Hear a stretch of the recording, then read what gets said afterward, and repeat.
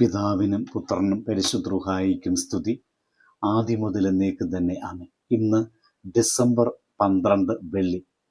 എഫേസ്യ ലേഖനം 1 അധ്യായം 13-14 വാക്യങ്ങൾ.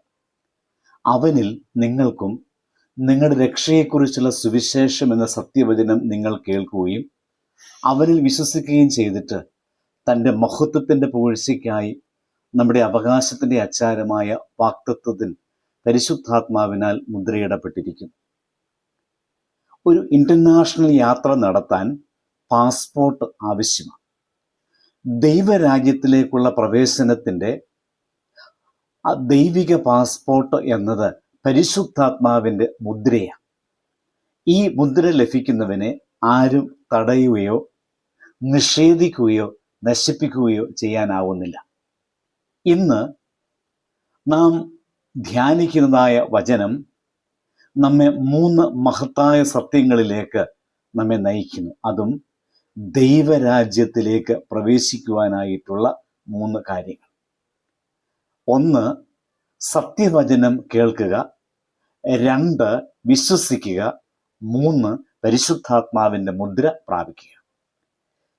വചനം പറയുന്നു, സുവിശേഷം കേൾക്കുക. കാരണം സുവിശേഷം, സത്യവചനം രക്ഷയുടെ കവാടം തുറക്കുന്നതായ താക്കോല. നാം വചനം കേൾക്കുന്ന ഓരോ നിമിഷവും ദൈവം നമ്മെ വിളിക്കുന്ന അവസരങ്ങളാണ്. കേൾക്കുന്നവനെ ദൈവം പരിവർത്തനം ചെയ്യുന്നു എന്ന വലിയ സത്യം നാം മനസ്സിലാക്കേണ്ടതായിട്ടുണ്ട്. അപ്പോൾ നമുക്ക് ലഭിക്കുന്നതായ അവസരങ്ങളിലൊക്കെ സത്യവചനത്തിൻ്റെ കേൾവിക്കാരായിരിക്കുക, അതിനെ ധ്യാനിക്കുന്നവരായിട്ട് നാം നമ്മുടെ ജീവിതത്തെ ക്രമീകരിക്കുക. 2, വേദഭാഗം പറയുന്നു, വിശ്വസിക്കുക. കേട്ട വചനം ഹൃദയത്തിൽ നാം ചിന്തിക്കണം, വിശ്വസിക്കണം. വിശ്വാസം എന്നത് ഒരറിവല്ല, അതൊരു കൈമാറ്റമാണ്. സ്വന്തം ജീവിതത്തിൻ്റെ നിയന്ത്രണം ദൈവത്തിന് കൈമാറുന്ന ഒരു അനുഭവമാണ് വിശ്വാസം. പൗലോസ് അപ്പോസ്തലൻ അതുകൊണ്ടാണ് പറയുന്നത്, വിശ്വസിച്ചപ്പോൾ നിങ്ങൾ മുദ്ര പ്രാപിച്ചു. അപ്പോൾ വിശ്വാസം ദൈവികമായ തിരിച്ചറിയലിൽ ആരംഭിക്കുന്നു. അതുപോലെ തന്നെ വചനം നമ്മോട് പറയുന്നു, വിശ്വാസം നാം ഏറ്റുപറയുന്നത് മാത്രമല്ല, ജീവിക്കുന്നതാണ് വിശ്വാസം. അപ്പോൾ നമ്മുടെ വിശ്വാസം അത് നമ്മുടെ ജീവിതത്തിലൂടെയാണ് പ്രതിഫലിക്കേണ്ടത്. 3, വേദഭാഗം നമ്മോട് പറയുന്നു, പരിശുദ്ധാത്മാവിൻ്റെ മുദ്ര പ്രാപിക്കണം. അത് ദൈവം ഉടമസ്ഥനായിട്ടുള്ള അവകാശത്തിൻ്റെ ഒരു ഉറപ്പാണ്. നമുക്കറിയാം, പഴയ നാളുകളിൽ ഒരു രാജാവിൻ്റെ മുദ്ര വെച്ചാൽ ആ വസ്തു അവൻ്റേതാണെന്നായ ഉറപ്പാണ്. അതുപോലെ തന്നെ വിശ്വാസിക്ക് ദൈവം വെക്കുന്നതായ ഒരു ആത്മീയ മുദ്രയാണ് പരിശുദ്ധാത്മാവിൻ്റെ മുദ്ര. അതിലൂടെ സംരക്ഷണം ലഭിക്കുവാനായിട്ട് സാധിക്കുകയാണ്. പരിശുദ്ധ മാമോദീസായിലൂടെ സാത്താനെ ഉപേക്ഷിച്ച് ക്രിസ്തുവിനെ സ്വീകരിച്ച് പരിശുദ്ധാത്മാവിനാൽ മുദ്രയിടപ്പെട്ടവരാണല്ലോ നാം ഓരോരുത്തരും. നമ്മുടെ പ്രത്യേകത, നാം ദിവ്യമായ ഒരു ഉടമസ്ഥന് അവകാശികളാണ്. പുനരുത്ഥാനത്തിൻ്റെ ഉറപ്പ് നമുക്ക് ലഭിച്ചവരാ. അവനിൽ നാം മുദ്ര വെച്ചവരാ. അതുകൊണ്ട് ഭയത്തിൻ്റെ മേൽ വിജയം പ്രാപിച്ചവരാണ്, പാപത്തിൻ്റെ മേൽ ജയം പ്രാപിച്ചവരാണ്, ലോകത്തിൻ്റെ മേൽ ദൈവിക പരിരക്ഷ പ്രാപിച്ചവരായ ആളുകളാണ്. പരിശുദ്ധാത്മാവിൻ്റെ മുദ്രയിലൂടെ നാം പ്രാപിച്ചവരാണ്.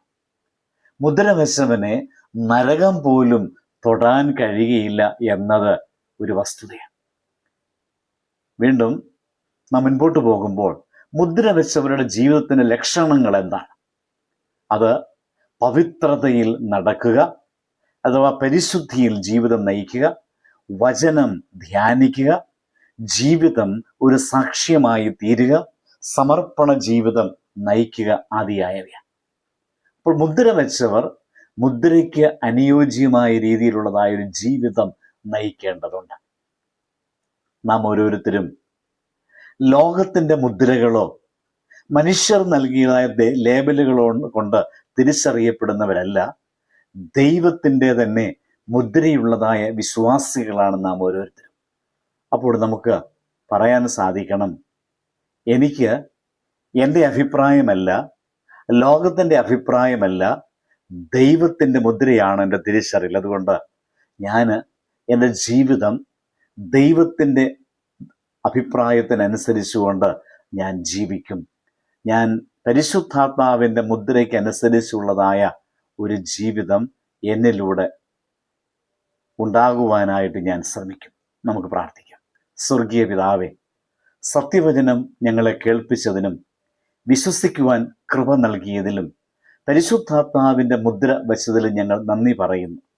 മുദ്ര ലഭിച്ചവരായ ഞങ്ങൾ പരിശുദ്ധമായൊരു ജീവിതം നയിക്കുവാൻ ഞങ്ങളെ ശക്തിപ്പെടുത്തണമേ. ഞങ്ങളുടെ വാക്കുകളും പ്രവൃത്തികളും തീരുമാനങ്ങളും എല്ലാം നിന്റെ ഉടമസ്ഥതയെ ഞങ്ങൾക്ക് നൽകുവാൻ അനുവദിക്കുമാറാകണമേ.